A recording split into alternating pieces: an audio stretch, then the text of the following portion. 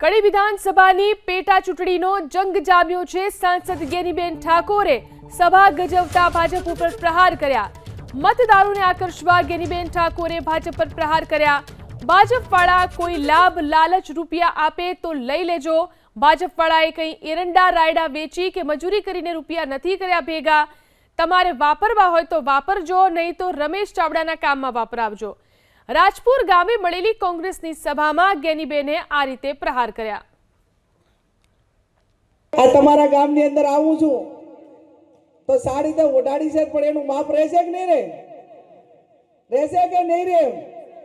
તો હવે ભાજપવાળા કઈ નાના મોટી લોભ લાલચો કઈ પૈસા ના બધું કરે તો કઈ એ કઈ આઈડા રાયડું વેચીને કે મજૂરી કરીને ભેગા કરેલા નથી। આલે તો લઈ લેજો, વાપરો હોય તો વાપરજો, ના વાપરો રમેશભાઈના કામમાં વાપરજો, પણ વોટ કોંગ્રેસને આપજો એવી આપ સૌને બે હાથ જોડી કરીને વિનંતી કરી આપ સૌનો હૃદયપૂર્વક આભાર। જય હિન્દ, જય ભારત। તો કોંગ્રેસમાંથી ભાજપમાં ગયેલા નેતાઓને ગેનીબેન ઠાકોરે વેચાઈ ગયેલો માલ કહીને લલકાર્યા।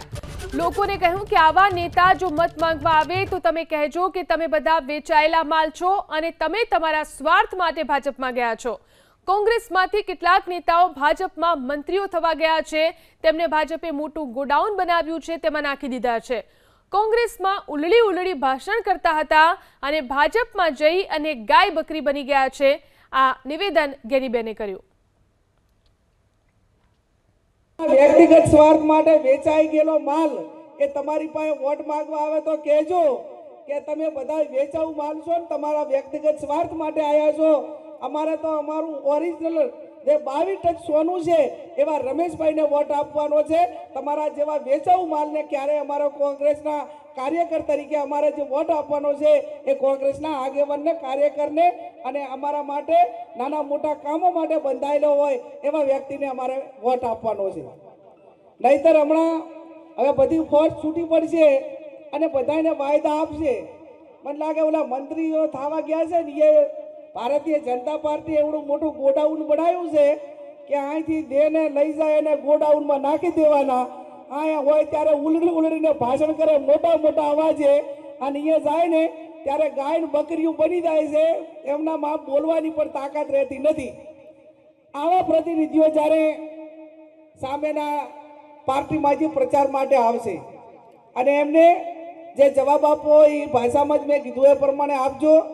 આપ સૌ અહીંયા મોટી સંખ્યામાં તમામ સમાજના મતદારો હાજર છો, સૌ આગેવાનો છો, ત્યારે હું તમારી પાસે એટલી જ અપેક્ષા રાખું કે ગામની આ પ્રચારની શરૂઆત અમે આ રાજપુર ગામથી કરી છે અને સમગ્ર વિસ્તારમાં તમે જેવો અમને આવકાર આપ્યો, તમે જેવું સ્વાગત કર્યું અને તમે જેવી ખાતરી આપી એવા કડી ગામના તમામ મતદારો તમામ ગામોમાંથી અમને ખાતરી મળે એ સ્થિતિનું નિર્માણ એ તમે રાજપુરા ગામના કરજો એવી મારી આપ સૌને બે હાથ જોડીને વિનંતી છે। તો બનાસકાંઠાના સાંસદ ગેનીબેન ઠાકોરે પોલીસને ચેતવણી આપી। કડીના રાજપુરમાં પ્રચાર દરમિયાન ગેનીબેન ઠાકોરનું નિવેદન, કાર્યકરોને હેરાન કરવાનો પ્રયાસ કર્યાનો અમે લડવા માટે સક્ષમ છીએ તેવું ગેનીબેને કહ્યું। લોકશાહીની ઢબે ચૂંટણી કરાવવાની જવાબદારી વહીવટી પ્રશાસનની છે તેવું ગેનીબેને કહ્યું। ભાજપને સારું લગાડવા કોંગ્રેસના કાર્યકરોને હેરાન ન કરતા તેવી પણ વાત ગેનીબેન ઠાકોરે કરી છે।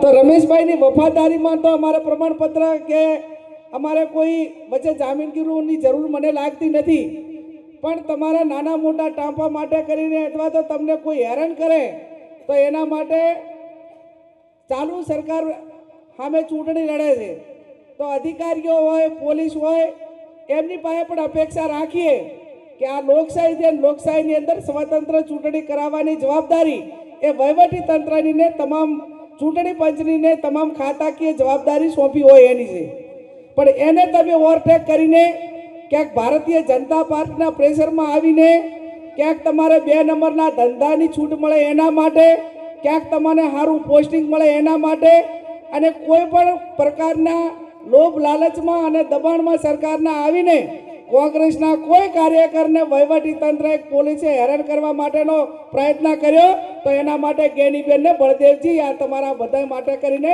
એના માટે લડવા માટે સક્ષમ છે।